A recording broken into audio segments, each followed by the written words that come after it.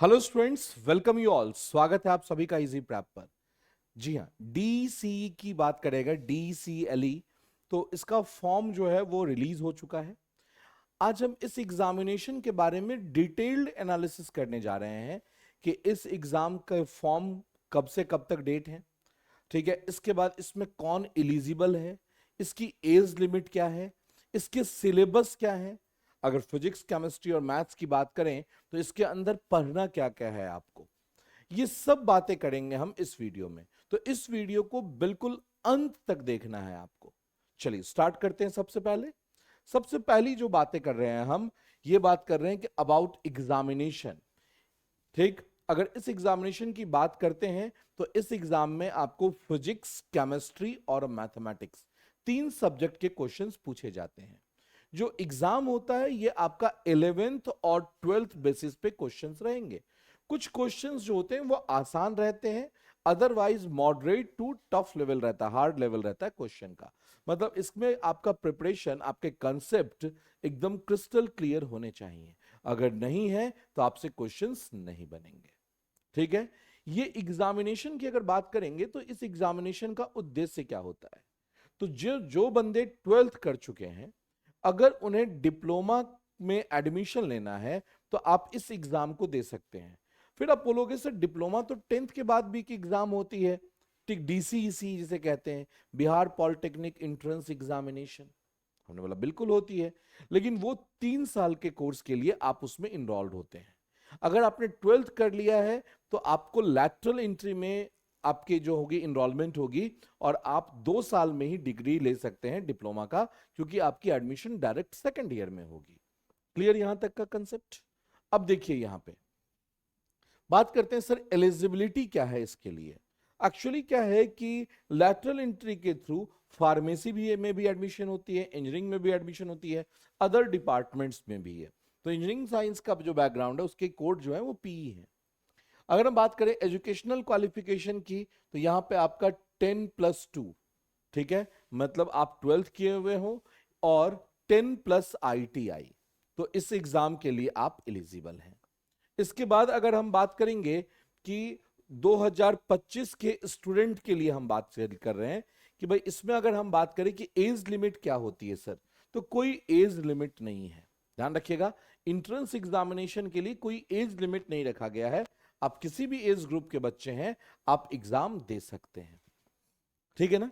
इसके बाद अगर हम बात करें कि सर ये एग्जाम पैटर्न क्या है, सबसे इंपॉर्टेंट है एग्जाम पैटर्न को समझना। तो एग्जाम पैटर्न की बात करेंगे तो ऑफलाइन मोड में एग्जाम होगा, जिसमें आपको क्वेश्चन पेपर दिया जाएगा, उसके साथ साथ ओएमआर सीट होंगे। जो ओएमआर सीट आपको डार्क करने होंगे। ठीक है, मींस क्वेश्चन पेपर के साथ में आपके ओएमआर सीट होंगे, जो कि बबल डार्किंग वाली होती है, जो प्रोसेस आपको बेसिकली पता भी होगा, आपने कुछ एक एग्जामिनेशन दे भी रखे होंगे। इसके बाद लैंग्वेज जो है वो हिंदी भी रहेगा और इंग्लिश भी रहेगा। हिंदी प्लस इंग्लिश लैंग्वेज में ये एग्जाम होता है। टाइम ड्यूरेशन की बात करेंगे तो 2 घंटे 15 मिनट का ये एग्जाम है। ठीक है, 2 घंटे 15 मिनट का ये एग्जाम होगा। टोटल नंबर ऑफ क्वेश्चन 150 होंगे, फिजिक्स प्लस केमिस्ट्री और प्लस मैथमेटिक्स के। ठीक है, टोटल क्वेश्चन जो होंगे वो 150 क्वेश्चन है इसमें। ठीक है, इक्वली डिस्ट्रीब्यूटेड क्वेश्चंस होंगे, ऐसा नहीं है कि फिजिक्स से ज्यादा मैथ से कम, ऐसा नहीं है। फिजिक्स, केमिस्ट्री और मैथ से इक्वल क्वेश्चन होंगे। टोटल मार्क्स जो है वो 600 के। ठीक है, टोटल मार्क्स जो है वो 600 के एग्जामिनेशन है ये। सर क्या इसमें कोई निगेटिव मार्किंग भी है क्या? बोला बिल्कुल। अगर आपने एक क्वेश्चन सही किया तो आपको 4 मार्क्स मिलेंगे, और अगर आपने एक क्वेश्चन गलत कर दिया तो आपको -1 मार्क्स मिलेंगे। हर सही जवाब के लिए आपको मिलेंगे 4 मार्क्स, हर गलत जवाब के लिए आपको मिलेंगे -1 मार्क्स। अगर आपने आंसर नहीं दिया है तो आपको मिलेंगे 0 मार्क्स।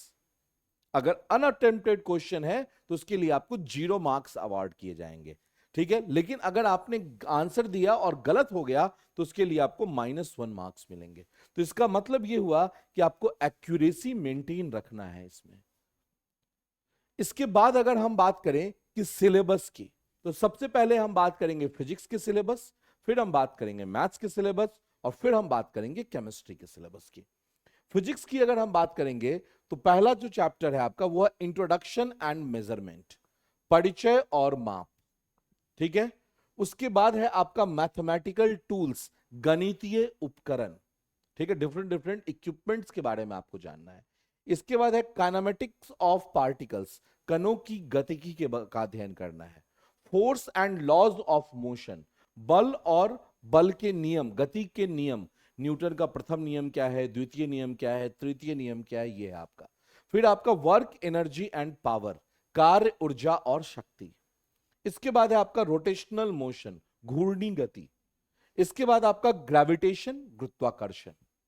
फिर आपको पढ़ना है प्रॉपर्टीज ऑफ मैटर, पदार्थ के गुण, ठीक है। पदार्थ ठोस भी होता है, द्रव भी होता है और गैस भी होता है, तो बेसिक बेसिक आपको सब कुछ पढ़ना है। इसके बाद अगर हम बात करें तो इसमें आपका हीट एंड थर्मोडायनेमिक्स, उष्मा और उष्मा गतिकी की बात करनी है। ऑक्सीलेशन, दोलन। वेव एंड अकॉस्टिक, तरंगे और ध्वनि की, ठीक है ना। इसके बाद आपको यूनिवर्स के बारे में पढ़ना है, ब्रह्मांड के बारे में। रे ऑप्टिक्स, ठीक है। इसके बाद है आपका वेव ऑप्टिक्स, तरंग प्रकाशिकी। इलेक्ट्रोस्टैटिक, इसके बाद है आपका करंट, इलेक्ट्रिसिटी, विद्युत धारा, ठीक है। करंट, इलेक्ट्रिसिटी, विद्युत धारा हो गया आपका। इसके बाद आप ये आपका है बेसिकली स्थिर विद्युतिकी कंसेप्ट है। इसके बाद अगर हम बात करेंगे तो thermal and chemical effects of current, मतलब विद्युत धारा का तापीय और रासायनिक प्रभाव क्या पड़ता है, आपको ये देखना है। इसके बाद है मैग्नेटिक इफेक्ट ऑफ करंट, धारा का चुंबकीय प्रभाव। इसके बाद है electromagnetic induction and alternating current, विद्युत चुंबकीय प्रेरण और प्रत्यावर्ती धारा। इसके बाद है आपका मैग्नेटिज्म, चुंबकत्व। इसके बाद है इलेक्ट्रोमैग्नेटिक वेव, विद्युत चुंबकीय तरंगे। इसके बाद आपका है एटॉमिक एंड न्यूक्लियर फिजिक्स, परमाणु एवं नाभिकीय भौतिकी। इसके बाद बात करेंगे सेमीकंडक्टर डिवाइसेस, अर्धचालक उपकरण। और इसके बाद बेसिक ऑफ कम्युनिकेशन, संचार की मूल बातें, ठीक है ना। ये है आपका फिजिक्स का ऑलमोस्ट ऑल सिलेबस। थोड़ी सी बड़ी सिलेबस है, ठीक है। वैसे टॉपिक छोटे छोटे हैं लेकिन सिलेबस का लेंथ थोड़ा सा बड़ा है, तो ऑब्वियस सी बात है कि फिजिक्स में आपको थोड़ा सा टाइम लगेगा। इसके बाद बात करते हैं मैथमेटिक्स की। मैथमेटिक्स में है set theory, Boolean algebra, mathematical logic, algebra, quadratic equation and expression. इसके बाद matrices and determinant, trigonometry, 2D dimensional coordinate geometry, calculus, differential equation, vector, 3D coordinate geometry and probability. ये है आपके मैथ्स के syllabus, ठीक है। मैथ्स के syllabus के बाद बात आती है केमिस्ट्री के सिलेबस की। तो केमिस्ट्री में जो आपका पहला चैप्टर है वो मोल कंसेप्ट, ठीक है, अवधारणाएं और संबंधित, ठीक है, मोल अवधारणाएं की या मोल संकल्पना की बात करनी है। इसके बाद है ऑक्सीडेशन एंड रिडक्शन, ऑक्सीकरण एवं अपचयन। इसके बाद है स्टेट ऑफ मैटर, पदार्थ की अवस्थाएं। एटॉमिक स्ट्रक्चर, परमाणु संरचना। रेडियो एक्टिविटी, रेडियो धर्मिता। इसके बाद है केमिकल बॉन्डिंग, रासायनिक बंधन। एसिड, बेस एंड सॉल्ट, अम्ल क्षार तथा लवण, अम्ल क्षार तथा लवण। इसके बाद अगर हम बात करेंगे तो आपका वॉल्यूमेट्री है।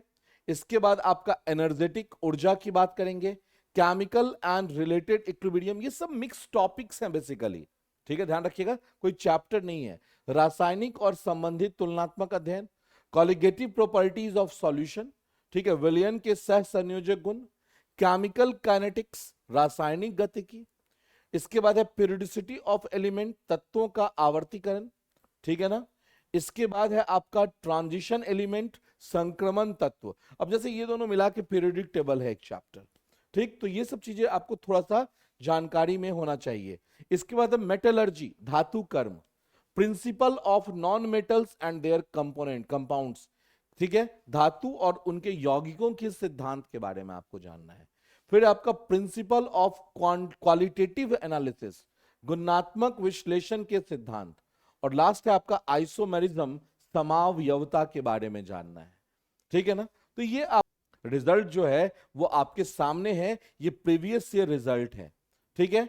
अब देखो जो बैचेस हैं अपने, जो कोर बैच, मेन बैच की बात कर रहे हैं, ठीक है, जिसमें theory plus practice plus test सब कुछ दिया जाएगा आपको लाइव प्लस रिकॉर्डेड क्लासेस मिलेंगे, हिंदी एंड इंग्लिश में आपको पीडीएफ नोट्स मिलेंगे, प्रीवियस ईयर की क्वेश्चंस करवाए जाएंगे, मोस्ट एक्सपेक्टेड क्वेश्चंस कि क्या क्या क्वेश्चंस आ सकते हैं ये भी बताए जाएंगे। Mobile as well as laptop दोनों पे आप इस लेक्चर को देख सकते हैं और 24/7 आपको टेक्निकल सपोर्ट मिलेगा। ठीक है, इस कोर्स का जो फी है ये ऑफर प्राइस है आपका 999, ठीक है ना। और इस कोर्स की जो वैलिडिटी होगी वो आपके टिल एग्जामिनेशन तक होगी। ठीक, तो आपको करना क्या, आप प्ले स्टोर पे जाइए, प्ले स्टोर ओपन कीजिए, इजी प्रैप का ऐप डाउनलोड कीजिए, स्टोर में जाके आप कोर्स सर्च कीजिए, DCLE कोर्स आ जाएगा, आप वहां से डायरेक्टली परचेस कर सकते हैं। हो सकता है कुछ आपकी इंक्वायरी हो, इस वीडियो के बाद भी आपके मन में कुछ सवाल उठे तो आप कमेंट बॉक्स में भी डाउट पूछ सकते हैं। और अगर आपको तुरंत में चाहिए कि नहीं सर हमें तो बात करनी है, तो आप हमारे हेल्पलाइन नंबर 7014639318 पे कॉल भी कर सकते हैं। ऐसा नहीं कि ये रिजल्ट सीट जो है अगर हम बात करेंगे तो ये रिजल्ट सीट यहीं पे जाके खत्म हो जाती है। ठीक है, ये रिजल्ट सीट यहीं पे खत्म नहीं होती है, इसके बाद मेनी मोर रिजल्ट्स हैं। ठीक है, बहुत सारे रिजल्ट्स हैं, ऐसा नहीं कि भाई एक दो रिजल्ट हैं या एक दो स्लाइड्स हैं। क्योंकि हमने एक इंफॉर्मेटरी स्लाइड अगर बात करेंगे 4th rank 5th rank 8th rank, तो देखो बढ़िया रैंक आने से क्या होता है कि आपको अच्छा कॉलेज मिलेगा, और अच्छे कॉलेज का नाम आपके सर्टिफिकेट पे हमेशा नाम लिखा हुआ रहे कॉलेज का। अच्छे कॉलेज से क्या होता है कि आपकी कॉन्फिडेंस बढ़ेगी, आपके सर्कल्स बढ़ेंगे, जॉब अपॉर्चुनिटी बढ़ेगी। ठीक है ना, तो बिल्कुल इनरोल करना अपने आप को ना भूलें, बहुत जल्दी इनरोल करें, क्योंकि टाइम एग्जामिनेशन में अब बहुत ज्यादा टाइम गैप नहीं है। बिल्कुल जून में एग्जाम है और ऑलमोस्ट ऑल मार्च के एंड में हम लोग चल रहे हैं, तो टाइम आपके पास में इतना नहीं, क्योंकि 11th और 12th दोनों का सिलेबस आपको कवर अप करना है। तो जितनी जल्दी हो सके अपने आप को इनरोल कीजिए। मैं एक बार फिर से नंबर दोहरा दूं, अगर आपको कोई हेल्पलाइन की रिक्वायरमेंट हो तो 7014639318। क्लियर, तो फिर मिलते हैं आपसे कुछ इंफॉर्मेटिव वीडियो के साथ में, तब तक के लिए thank you and all the best.